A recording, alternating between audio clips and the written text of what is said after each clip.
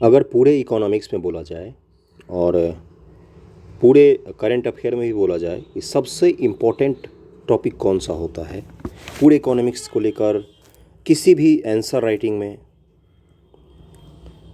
कहीं पर भी सबसे ज़्यादा इम्पोर्टेंट जो होता है, चाहे आप इकोलॉजी को लेकर आंसर राइटिंग करें, चाहे आप इकोनॉमिक्स को लेकर आंसर राइटिंग करें, सब में सबसे अधिक इम्पोर्टेंट होता है आपका SDG।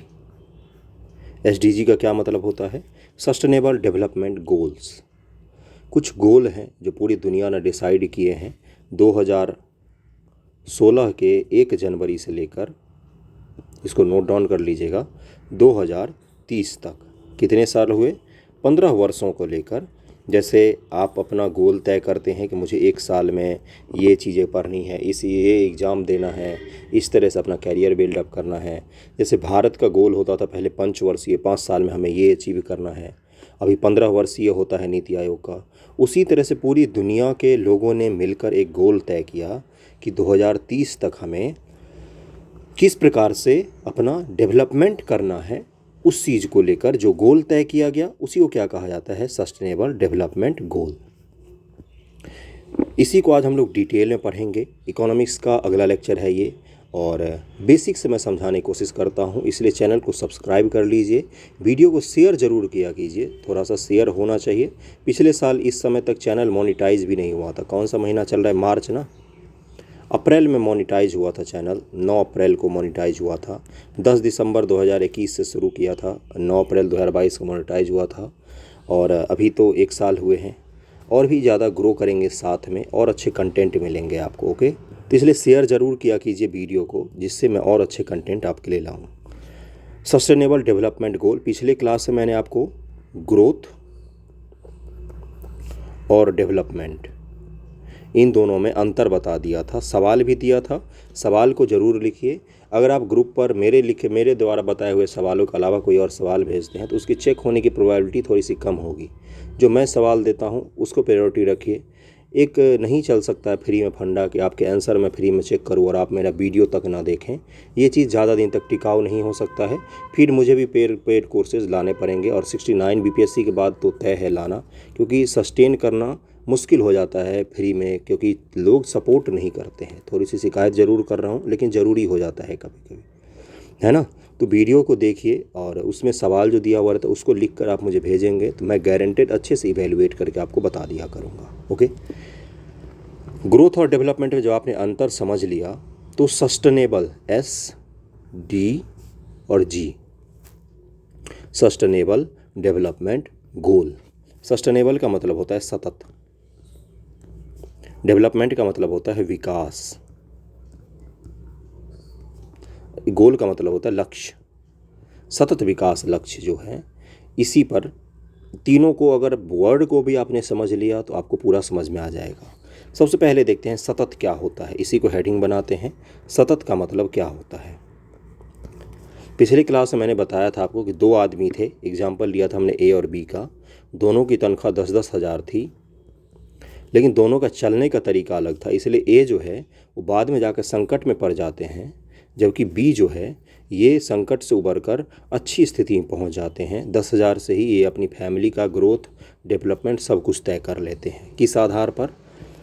चलने के तरीके के आधार पर। चलने का तरीका का मतलब, जैसे A है और B है, दोनों को सेम अमाउंट ऑफ मनी मिल रहा है, किसी भी सोर्स से 10-10 हज़ार दोनों लोग कमा रहे हैं। आपको अंतर पता चलेगा सतत का मतलब क्या होता है। ए ने क्या किया? बहुत ही अच्छे तरीके से चला, कुछ निवेश भी किया, एजुकेशन बच्चों को अच्छी दिया, बच्चों के हेल्थ पर खर्च किया, अपने परिवार के भरण पोषण किया, और उसमें से कुछ पैसा, 1000 रुपये ही सही, बचाना उसने शुरू कर दिया। और बुरी आदतें नहीं लगाई, शरीर को, स्वास्थ्य को हमेशा अच्छा रखा, पढ़ाई का स्तर हमेशा ऊंचा रखा, चीज़ों के ऊपर निवेश करता गया। 10,000 में से ही धीरे धीरे करके जब इसकी फैमिली ग्रो होगी, जब इसके बाल बच्चे होंगे तो उनके पास अच्छी नौकरी होगी, क्योंकि अच्छी एजुकेशन उन्होंने पाया है, उनकी सैलरी अच्छी होगी और इनकी स्थिति धीरे धीरे अच्छी हो जाएगी।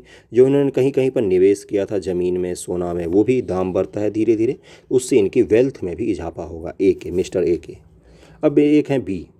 इनको 10,000 मिला, इन्होंने पर मंथ होटल में खाना खाना शुरू किया, घूमना फिरना शुरू किया, पढ़ाई की जगह इन्होंने ज़मीन खरीदा। लेकिन ज़मीन के बाद संपत्ति तो मिलेगी, लेकिन उस संपत्ति का वारिस जो होगा वो अनपढ़ निकलेगा आपका। यानी कि बी और ए दोनों की 10-10 हज़ार इनकम है, लेकिन अगर आप सही से नहीं चलेंगे तो आपका ये इनकम जो है वो आगे जाकर डाउनफॉल हो जाएगा और आपकी स्थिति बिगड़ जाएगी, धीरे धीरे खराब हो जाएगी। इस चीज़ से दुनिया ने एक चीज़ सीखा कि अगर हम अंधाधुंध विकास करते रहेंगे, जैसे अगर आप याद करेंगे तो 1850 के बाद जो पूरे दुनिया में अंधाधुंध औद्योगिकरण का दौर शुरू हुआ, उसके कारण बहुत सारे डेवलपमेंट तो हुए, बहुत सारा डेवलपमेंट हुआ, पूरे दुनिया में ही डेवलपमेंट हुआ। फैक्ट्रीज बड़ी बड़ी बन गई, बड़े बड़े अमीर देश बन गए, बड़ी बड़ी आर्मी खड़ी कर ली। लेकिन एक दिक्कत सारे देश को झेलना पड़ गया, वो है असमानता, गरीबी, भूखमरी, इसके अलावा पर्यावरण का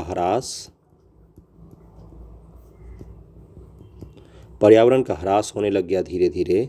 इसके अलावा और क्या हुआ, पर्यावरण ह्रास के अलावा जो चीज़ें थी, जो सरकार थी, वो डेवलप तो कर रही थी, लेकिन सभी आयाम उसके एक साथ डेवलप नहीं हो पा रहे थे। तो लोगों ने ये तय किया कि हम जो ऐसे डेवलप कर रहे हैं खुद को, हम जो विकास कर रहे हैं ऐसे, ये सतत नहीं है। सतत नहीं है का मतलब ये सस्टेन नहीं करेगा, ये लॉन्ग टर्म तक नहीं चलेगा। जैसे आपकी ही अगर मैं लाइव एग्जांपल दूं, एक बच्चा है जो सिर्फ लूसेंट पढ़ता है, एग्ज़ाम से 2 महीने पहले जागता है, अंडरटेकर के जैसे अंडरटेकर देखा होगा ना WWE5 में, कि अंडरटेकर डायरेक्ट बक्साम से निकलता है, जागता है और लड़ता है, फिर जीत जाता है। ऐसा सिर्फ अंडरटेकर ही कर सकता है। जैसे एग्ज़ाम से 2 महीने पहले आप जागेंगे, किताब कॉपी को पढ़ेंगे, बैक फैक्ट रटेंगे, जाके BPSC एग्ज़ाम बैठेंगे, गलती से प्री पास भी कर गए तो मेंस में आपका कुछ नहीं होने जाना है। तो ये क्या होता है, ये सस्टेनेबल तरीका नहीं होता है। तरीका हमेशा लॉन्ग टर्म की प्लानिंग करनी होती है, सारे आयाम को आपको साथ में लेकर चलना पड़ेगा, तब जाके जो आप वृद्धि करेंगे वो विकास में परिवर्तित हो पाएगा। वृद्धि और विकास मैं उम्मीद करता हूँ आप सब लोगों ने समझ लिया होगा। इकोनॉमिक्स और ज्योग्राफी के साथ यही दिक्कत होता है एक्चुअली में, कि अगर आप पीछे के लेक्चर्स नहीं अटेंड करते हैं तो आगे का आपको कुछ भी समझ में नहीं आता है, इसलिए पिछला ज़रूर जाकर देखिएगा। तो लोगों को ये चीज़ एहसास हो गया कि हमारे बढ़ने के तरीके में हमें कुछ ऐसी प्लानिंग करनी पड़ेगी जो सस्टेनेबल हो। किसके लिए, हमारे लिए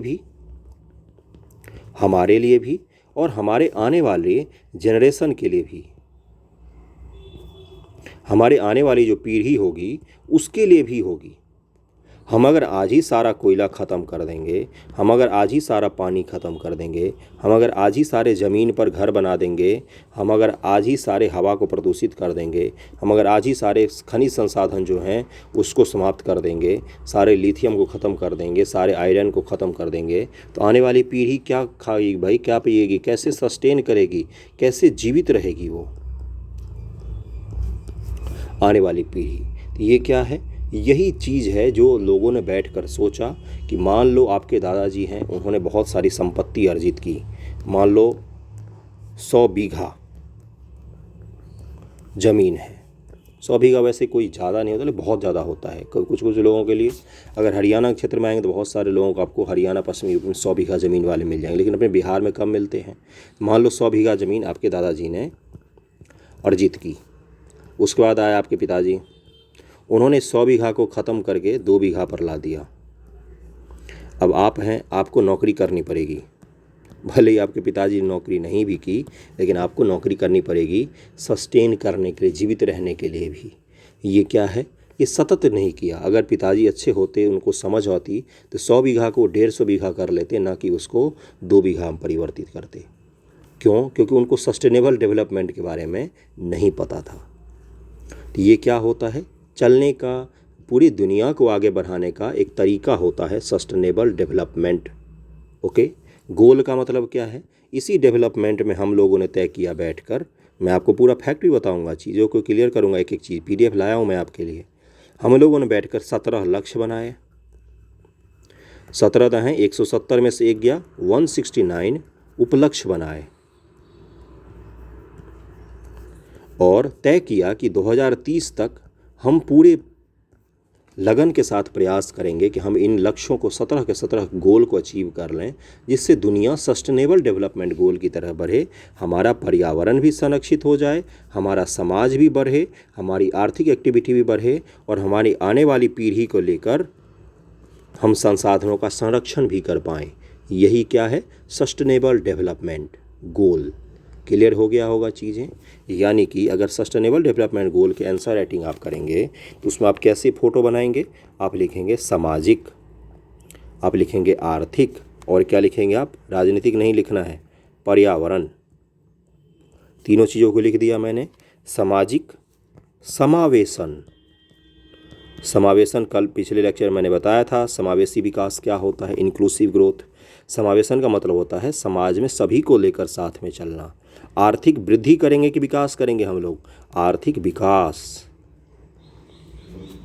पर्यावरण का क्या करना है? संरक्षण। ये आपको फोटो बनाना पड़ेगा। किसमें? अब आप जो आंसर राइटिंग करेंगे कि सामाजिक समावेशन, आर्थिक विकास, पर्यावरण का संरक्षण करने के लिए सस्टेनेबल डेवलपमेंट गोल को लाया गया है। ये ऊपर नीचे हो जाता है। SDG लिखेंगे आप, सामाजिक, आर्थिक और पर्यावरण, सामाजिक समावेशन, नोट कर लीजिए क्योंकि ये PDF में नहीं है। आर्थिक डेवलपमेंट की जगह क्या लिखेंगे? आर्थिक ग्रोथ की जगह क्या लिखेंगे? आर्थिक विकास। वृद्धि की जगह क्या लिखेंगे? विकास। और पर्यावरण का संरक्षण। क्लियर हो गया होगा। SDG का 3 मूल यही मंत्र है। बाकी इसमें 17 गोल दिए हुए हैं और 169 उपलक्ष्य दिए हुए हैं। 17 गोल के अंदर, एक गोल के अंदर लगभग में 10 के करीब में उपलक्ष्य हैं। क्लियर हो गया होगा। क्या ये पहली बार तय किया गया है? इससे पहले क्या हम लोगों ने कोई गोल नहीं तय किया? इससे पहले भी हम लोगों ने तय किया था मिलेनियम गोल, जिसको कहा जाता है मिलेनियम गोल कहा जाता है। वो भी मैं आपको बताऊंगा, पूरा PDF अपने पास। उसमें हमने तय किया था कि 2015 तक की विकास की रूपरेखा थी। अब हमने कहाँ तक का तय किया है? 2030 तक का। SDG पर आधारित जो प्रश्न पूछे जाते हैं PT और मेंस, अब उसकी बात कर लेते हैं हम लोग। मेंस में डायरेक्ट नहीं पूछा जाए तो इनडायरेक्ट भी BPSC में, UPSC में, UP में सब जगह पूछे गए हैं। आप जब भी बात करेंगे इकोनॉमिक्स की या इकोलॉजी की, इकोनॉमिक्स की या इकोलॉजी की, तो इन दोनों के ही आंसर में आपको लिखना पड़ेगा कि SDG लक्ष्य के अनुसार, SDG लक्ष्य के रेफरेंस दे देकर आप लिखेंगे तो नंबर आपको ज़्यादा मिलता है, अंक। PT में क्या पूछा जाता है कि किस कमीशन के रिपोर्ट पर कब लाया गया, ये कितने गोल हैं। गंदे PCS वाले ये भी पूछ लेते किस गोल संख्या में कौन सा है, जैसे गोल संख्या 1 में क्या है, गोल संख्या 2 में क्या है, गोल 3 में क्या है, गोल 4 में क्या है। ये भी आपको PCS के एग्जाम में पूछे जाते हैं। UPSC से जुड़े हुए सवाल PT और मेंस दोनों में पूछ चुका है और आने वाले समय में भी लगातार पूछता रहता है वो, तो आपसे भी ये पूछा जाएगा। अब चलते हैं PDF पर और मैं आपको फैक्ट्स बता देता हूं जिससे आपको आंसर राइटिंग में मदद मिलेगी। वीडियो छोटा ही होगा लेकिन बहुत ही इफेक्टिव होगा। इंक्लूसिव ग्रोथ आप लोगों को पता चल गया होगा, पिछले लेक्चर में मैंने बताया था। जिन लोगों ने नहीं देखा है प्लीज़ जाकर पिछला लेक्चर देखिए। और साथ में ही इकोनॉमिक्स का जो लेक्चर है, इकोनॉमिक्स का लेक्चर होगा, उसमें बेसिक इकोनॉमिक्स है। व्यूज़ बढ़ाने के लिए नहीं मैं कह रहा हूँ, आपके लेवल को अप करने के लिए कह रहा हूँ। प्लीज़ उसको जाकर देखिएगा। आपको उसको देखे बिना इकोनॉमिक्स की समझ में दिक्कत होगा।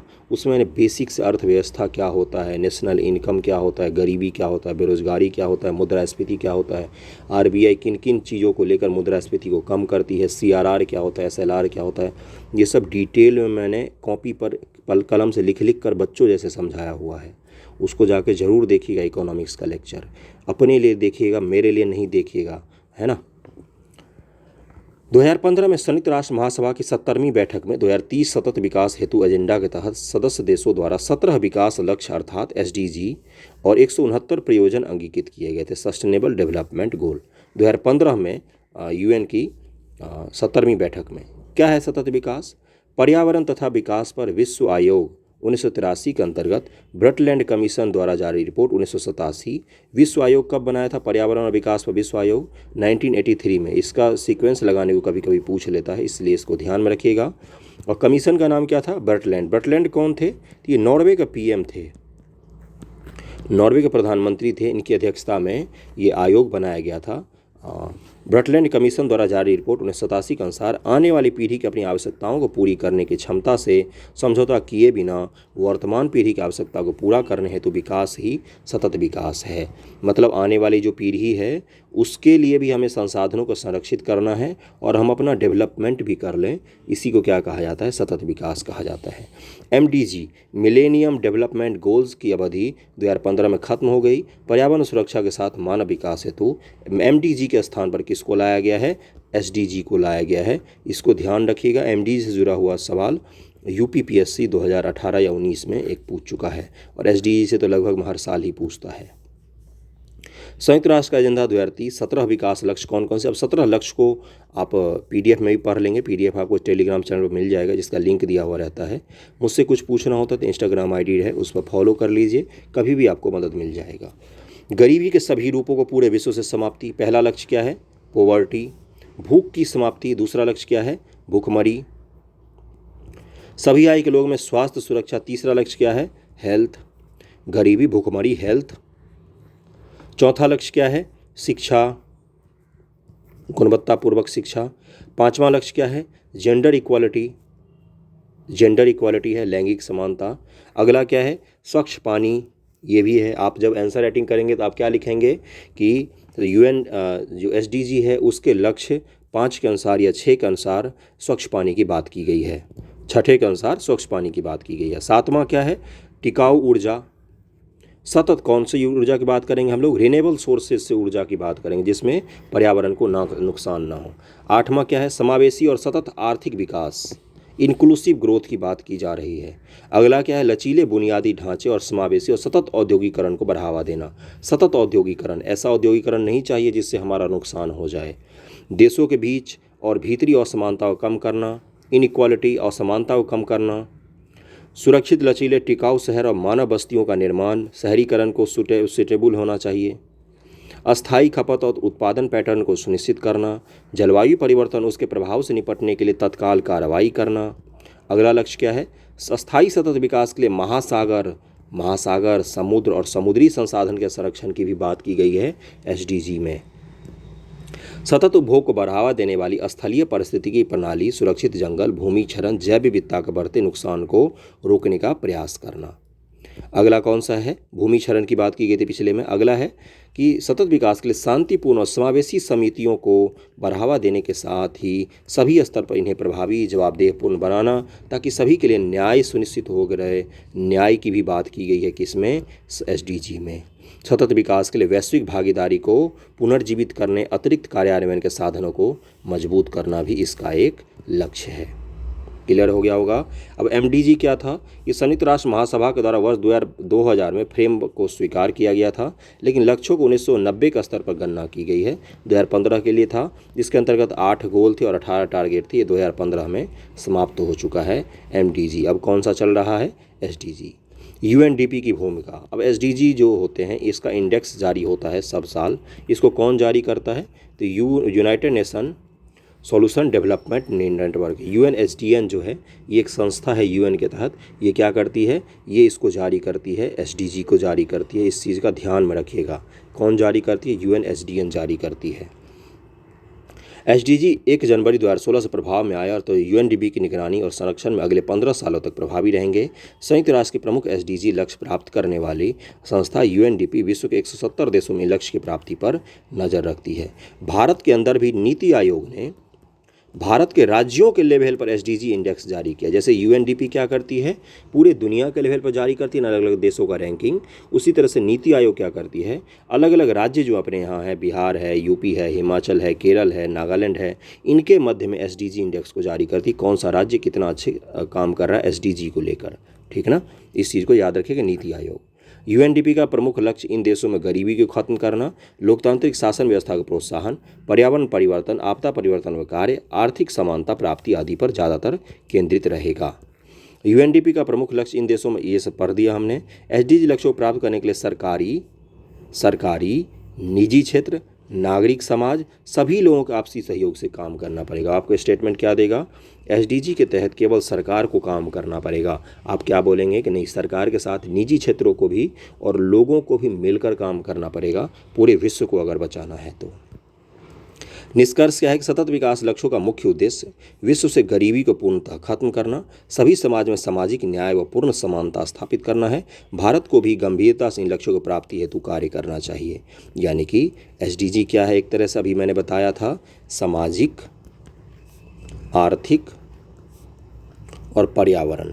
क्लियर हो गया? अब इसके नीचे हम लोग क्या लिखेंगे? सामाजिक के नीचे क्या लिखेंगे? सामाजिक समावेशन, सभी को साथ में लेकर चलना, सबका साथ सबका विकास। आर्थिक क्या? आर्थिक विकास और पर्यावरण का संरक्षण। यही क्या है? एसडीजी की मुख्य रूप से गोल यही है तीनों। अब इसको आप 17 लक्ष्य में बांटें और 169 उपलक्ष्य बांटें, वो अलग चीज़ है, लेकिन मुख्य रूप से एसडीजी यही करेगी। क्लियर हो गया होगा? एसडीजी के बारे में सब कुछ पता चल गया होगा। अब आज के सवाल के बारे में आते हैं कि सवाल क्या लिखना है आपको। सवाल आपको ये लिखना है कि सतत विकास लक्ष्य एसडीजी गोल से कहीं